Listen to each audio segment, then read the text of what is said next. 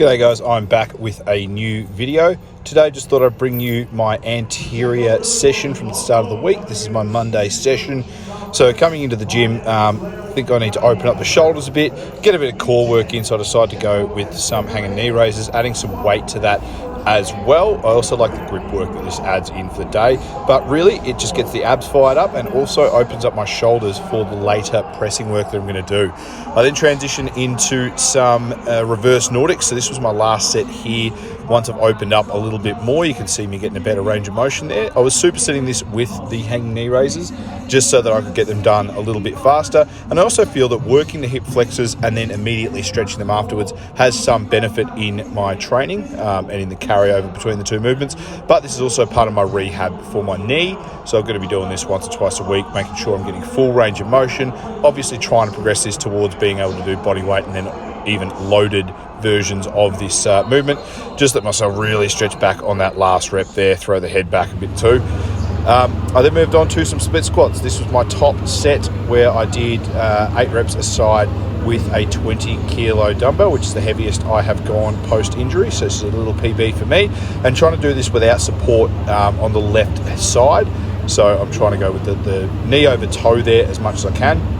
On the right side, for some reason, whatever reason it is, I can't seem to get that quite right. So as I'm going down here, I just need the support more so for balance than for actually helping me with the weight. I don't know whether it's because I don't have an ACL or medial patellar ligament in my right knee, or whether the stability through the back knee isn't quite there. Whatever it is, I can't seem to do unsupported split squats on my right leg. Then moving into some back squats. So I did 5 sets of this. I'm really trying to volumize my legs at the minute, just because obviously my top end weight, my ability to push close to failure is pretty minimal at the minute. So as I go through, I'm doing 12 total sets of quad work today, starting off with the 3 sets of the reverse Nordics into 4 sets each side of the split squat, and then 5 sets of 6 here. Probably about 1.5 to 2 minutes rest here. I kept it pretty tight. I've got the band around the ankles. It's actually more beneficial to keep it around the ankles than it is around the knees when it comes to squatting if you want that glute activation. And as always, I spent the last rep down in the hole for a couple of seconds just to make sure I'm getting the most out of that movement. So after squats, I moved on to my overhead presses. So start off with a couple of box jumps, working this in a superset with power jerks. I'm doing this just so that I can get my legs back involved with the power jerk. Starting off with 60 kilos here. I was not moving well today. I was planning on actually going quite significantly heavier. I was hoping to also try and get a little bit more height on the box jump, neither of which were possible today. You can see I'm not moving well under that bar in that instance there. So second set, going with these box jumps. I am trying to also mimic my overhead style when I jump as well. So I'm not just jumping for the sake of jumping. I am trying to do a more similar dip to my actual power jerk dip, so that they do carry over between the two movements. So you can see, trying to get a bit of mobility in there as well. My forearms, my front rack mobility was a bit garbage today. This is the 3rd week of a 3-week wave. So you can see I moved a little bit better under the bar, still not quite getting my shoulders back though. So you can see that's why I tilted forwards a bit. Went up to 80 kilos though for my next set. So you can see the jumps, they're not really improving. They're not really getting any better. I'm still landing pretty heavy on the box as well, which is a bit of an issue. I don't want to land heavy on the box. When you're doing box jumps, guys, try and make sure you are landing as softly as possible. If you can make 0 noise when you're landing, that is a sign of you taking most of the brunt of the force there. That bar moved pretty well overhead. That wasn't too bad, that set. So I went straight up from there to 90 kilos. I had planned on doing 6 sets today. This is set number 4. I was listening to the NFL while this was playing. I think I won about $25 on one of the players getting a touchdown. I actually don't know who it was. Don't watch NFL. Anyway, we threw 90 kilos up. You can see me coming down, and I do these as a pause jerk as well, just because I want to be safe on my knee, and I don't really see the need to be reactive in that jerk motion, especially while I'm still trying to build back up to my top numbers. So as I work through here, this was my final set, my top set.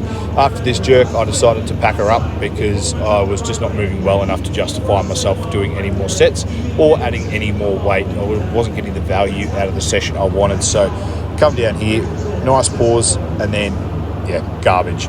Didn't lock it out properly. I had to press that out. So I moved on to some push presses. Now in the first set here, I had the flex unit on, measuring my bar velocity. I do know what I want to keep it under. I wanted to keep it over 0.6 meters a second. The first set, there was a couple of reps I really misgrooved. I got 7 reps before I really felt the bar significantly start to slow down because of strength, not because of me misgrooving it. But I'm doing it on the back of the neck just because my forearm is a little bit inflamed. I've been doing a lot of front rack work, a lot of snatch work, a lot of grip work. So I just needed to give that front rack position a bit of a break. This set, much better. The other thing the flex unit's actually doing is forcing me to hold it at the top because I've got some headphones in and it is yelling in my ears with all the speeds. So I don't know whether I need to go for my next rep until it has told me how fast my previous one was. So it does take a second to yell that out to you, but good for overhead stability. You know, it's never a bad thing that you have to hold the barbell overhead for a second longer. It just forces you to be a little more disciplined with your reps. So I got 8 reps on that second set, much better than the first one, and then I moved on to some incline pressing. So I did want to see where my threshold was today so I can have a sort of threshold for RPE next program, because having this flex unit, I want to use it to its fullest advantage, which does mean that I will be trying to count RPE based on when the bar starts to slow down. So this was 6 reps here at 100 kilos. I did want a couple more, but just wasn't there for the day. Like I said, I am ready for a deload next week. This was 90 kilos. The goal was to get 8 reps. I did want to beat my previous rep goal from the 100 kilos by a couple. So I didn't pause them as much. I kind of rushed through them a little bit to make sure I was going to get the volume in that I wanted. But again, just collecting a bit of data with that flex unit so that I know approximately where 3 reps from failure is when it comes to speed. And then I will, if I'm doing a 3 RIR set, stop at 3 reps to failure. If I'm doing a 2 rep RIR set, stop around where that speed for 2 reps to failure is.